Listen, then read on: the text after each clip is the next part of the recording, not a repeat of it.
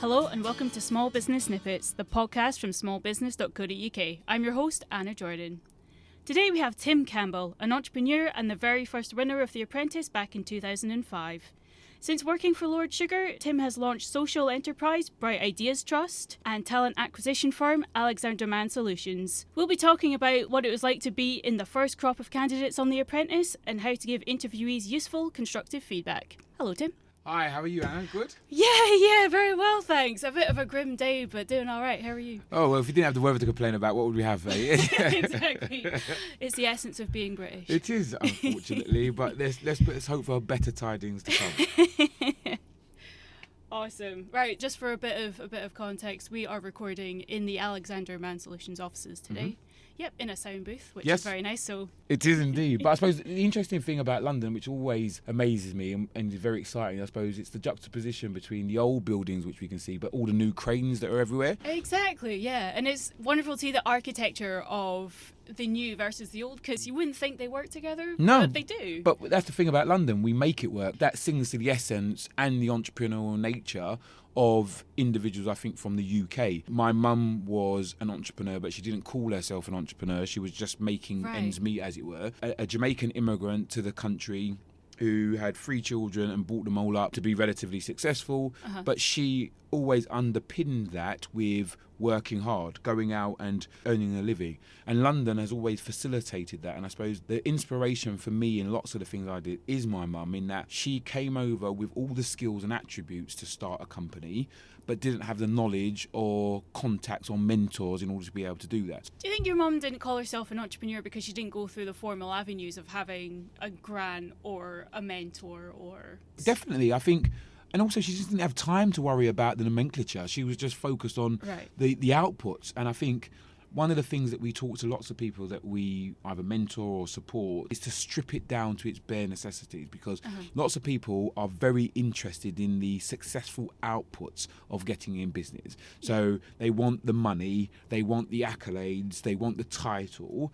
And we have to start at the very beginning. It's like, well, actually, what problem are you solving? What is your business? And then you get some blank looks and, well, I just want the money at the end of it. Can't just give me that. Well, no, actually, there's a process to it. So I think with my mum and me and the people we try to support, we try to encourage them not to focus on what the title is, because titles are for corporate environments. Whereas when you're a business owner, it doesn't matter about your title, particularly when you're in a micro or small business, you're probably doing everything. But essentially, you're focused on the output and delighting a customer. And as long as you can keep that at the forefront of your mind, then yes, you can enjoy the pats on the backs and the celebrations of what you've done, but never lose sight of why you're in this, and that's to actually delight a customer and make them happy, and then get them to give you money as a result.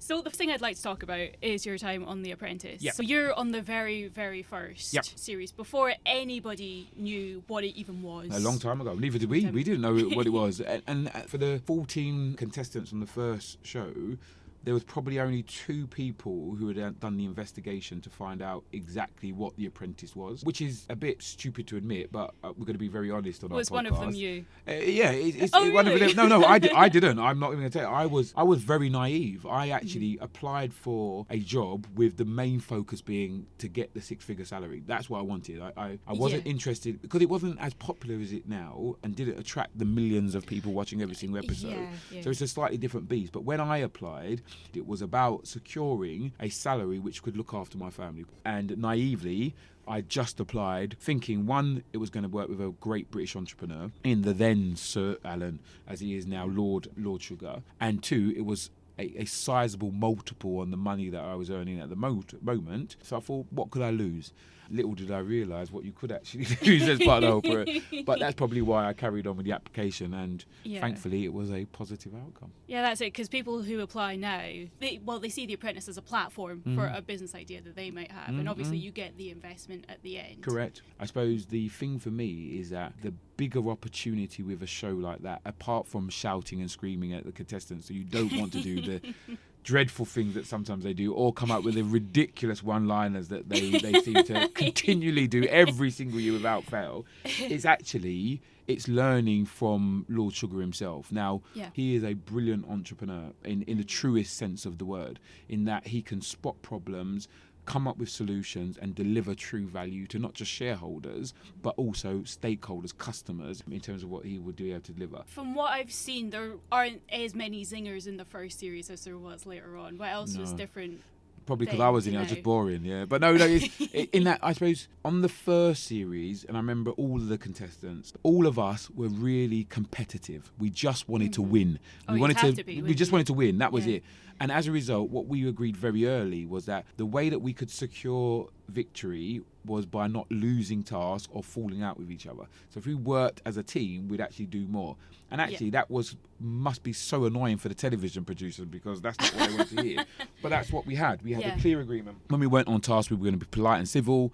And also, when we were on task, we were going to be competitive, but not devious to the point where we would hurt other individuals. That wasn't our agenda. And I think that sung to our values, particularly me and Syra, who were project managers a number of times. Our values were that you could win without being negative to people. And I think sometimes that's lost, particularly when people talk about business in general, where the image that people get is that it's a ruthless, belligerent character who kills everybody and steps on the heads of minor people to get to where they are. And there are some people who are like that in business, but the vast majority of people I have worked with, either on the show or in business in the real world, they wouldn't survive. Those relationships are so important. It's critical, and that's what we took from our series, was the power of strong relationships helped you to go further. And as you said, the prize in the first series was a job with Sir Alan back then. So you set up his health and beauty division at Amstrad. Yep. No, but it was a very interesting journey. And you were asked on day one to come up with a health and beauty product. And I thought, what is this? And what I saw it as was a test. And what we were trying to do, and we did successfully, was replicate other multi-level marketing processes where we got other women to sell to other women the product. So it was a very interesting 2 years I spent. The whole gambit of business was involved in that particular project. So I look at it like it was a real life MBA. It was phenomenal in terms of learning and experience, and I still rub cream on the back of my hand now and say, oh, isn't that lovely, when I go out and see it, because I understand how it was all made. How is the reception of MLMs back then? Because now we're seeing more of a backlash with particularly companies that don't have a great reputation, make false promises, are quite exploitative. Yeah, and I think people are right to see a backlash against those ones who don't deliver against what they say they're going to. The key thing that I always learned from Lord Sugar was deliver on your promises, and therefore the products that we put on were about empowering people to make a revenue from the products that we'd already generated, but with very clear outputs, very clear reward structures, and very clear marketing, which had no false pretenses behind those. And the good thing about going on a television program which has multi-million people viewing it is that you get held to account very quickly if you don't do what you say you're going to do. So thankfully, all the work that we did was regulated, it was checked and verified by independent people, and delivered against the promises that we said we would. But what we were really focused on was getting people to, one, learn about business, and also potentially generate some income for themselves, as well as using a good, highly potent and effective product. If you were to go back on The Apprentice now and you got the investment rather than the job, what would you do with it? Very interesting.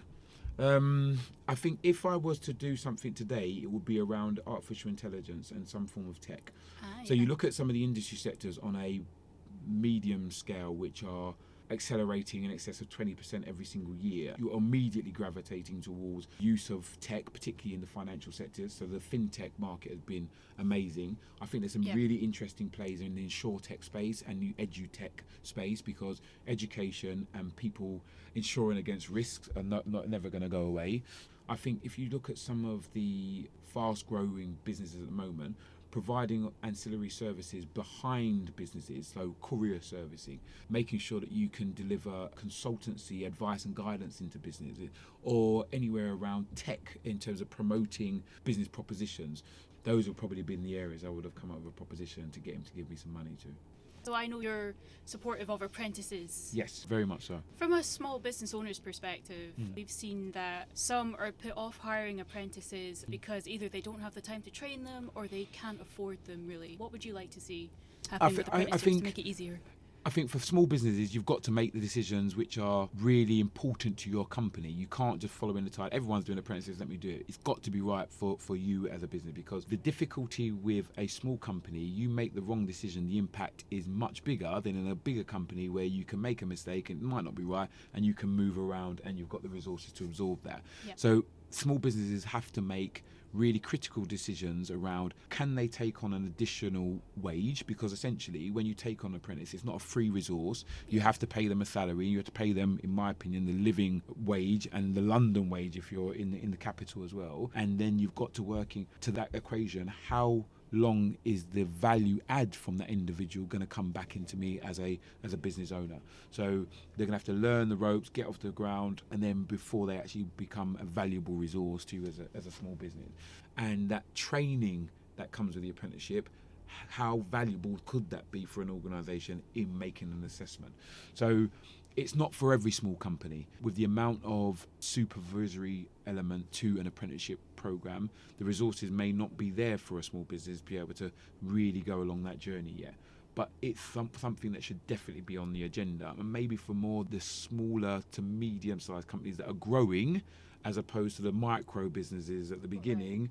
I'm going to take what is typically seen as a more morbid turn here. I understand that you are the director of a company called Death.io. Correct, yes, I am indeed. Yeah. And rather than scaring lots of people, it's actually filled them with joy. What we have done, and I say we, it's me, my co-founder Paul Weisel, and our chairman, Tom Alube, who have come together to start a company which is using artificial intelligence to help people better prepare for the inevitable. And the rather shocking title of Death, very similar to the likes of Virgin or Google, where you have to what is this about? Where's it coming from? Yeah. And it's a bit of a shock factor. We want it to stick in people's mind that this is one of the last taboo areas that you should be talking about. Yeah. Because unfortunately, the whole deaf industry is a conversation that happens behind closed doors in hushed tones, and no one really wants to speak about it. There's so many different ways that you can talk about deaf. So what we at Death.io have done is utilize technology to help you live forever. We are able to take the essential elements of you as an individual, for you to tell us your story, tell us the significant moments about your life, and utilize technology to create a virtual person out of those recollections, which then others can interact with. Is that verbally or in writing? Both. So at the moment, we have a platform which allows you to talk using typed words back and forward to your avatar, but the developments are quickly incorporating voice into that. So very much like you might tell one of these speakers to turn the lights on or the music on in your house, will have the same ability for you to talk to your virtual self via one of those devices as well. Oh, that's kind of eerie. It is in one way. I can understand why people think, oh my gosh, I don't want that. Where would that come from? But at the same time, bringing it to business, for example, I had the privilege of speaking to the head of the Chinese Takeaway Association, which was very interesting. I didn't know one existed, but one does. And what he said is that you've got a lot of people who have come over as immigrants to this country, worked really hard to build up fantastic businesses within every single major city in the world, and they've done that in order to facilitate a better life for them and their children. What happens is that those children then go off to fantastic schools, go off to university, and may decide that they don't want to run mum and dad's Chinese takeaway. What happens to all of that information? What happens to all of that insight around how you pick stock, how you purchase stuff, how you set up a marketing campaign to get people to do stuff? That information has to go somewhere, otherwise it just passes with the individual. But then it's also an opportunity for us to make sure that people have got all their lives in order. Have you got the right insurance in place? Have you got the right protection for your family going forward? We have the facility to help people to do all of that in a nice, friendly, social way. Yeah, because from what I saw, I like the holistic approach of it, especially with the blog, because it's touched by so many of today's topics, like rapidly advancing technology, sustainability, even gender identity. Yes. I like the tone as well. Normally with traditional funeral care providers or planners, it's very formal and somber tone, where it's like, with even again on the blog, it breaks the tension around what is, as you say, a taboo subject. We had a great conversation with a phenomenal agency called Ready 10, started up by a very good friend of mine called David Fraser, and he was the only agency that picked up the potential of this in terms of how you could turn this into a positive conversation. But their ideas around how you could really grasp a difficult subject like death. You have to talk about these things because it's not going to go away. It's gonna. So we want to take the stance. Let's not make light of it, but let's lighten the conversation. Let's lighten the conversation around subject matters that have to happen. Like, if you got sick, what would happen? What's your blood type? I don't even know what most people don't know what they are. If you don't know what your blood type is, or you don't know if you've got any hereditary diseases, we have a way now through deaf.io for you to capture that and share the true essence of who you are, rather than the curated bit that you might do through some of the other social platforms. I think there's some interesting ethical questions around grieving, the way that people's memories are held, because we touch so many people. You might want me to come back alive, but I might have been really horrible to somebody else who doesn't want me to continue on living. So what are the ethical implications of all of those? But for us as a platform, we want to give that ownership and option over to the individuals, where you can sign up to have this delivered in any way, shape or form based on what you feel those around you need. So it's not for us to act as judge and jury around that, but it's going to be a very interesting development to see how far people want to take it. Well, I'd love to talk about this a bit more, but I must move on to our last topic. Yes.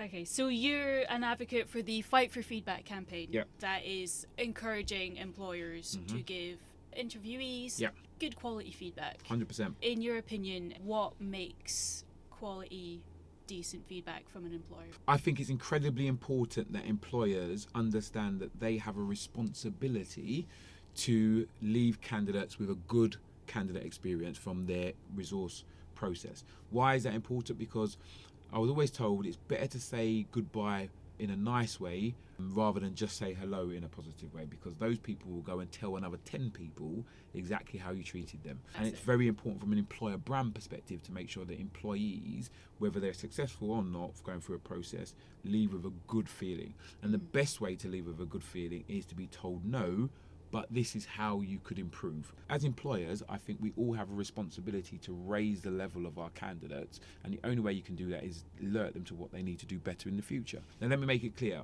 because there's lots of very big employers who are saying, hold on a second, Tim, we see hundreds of thousands of people every single year for our placement. Yes, that is true, there are a lot of people coming through.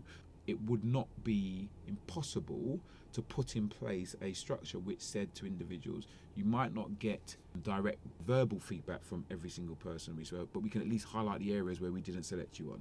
There are so many candidates who talk about putting an application, taking the time to nurture a CV and make it bespoke to that employer, write the covering letter, do everything necessary, and don't hear anything, not even a no. That's a very negative seed that's been planted around that brand and the value that they place on people who interact with them. And for me, just to be able to say no, these are the areas that you fell down, is as powerful as being able to take a half an hour phone call with an individual to walk them through exactly what they could do to improve.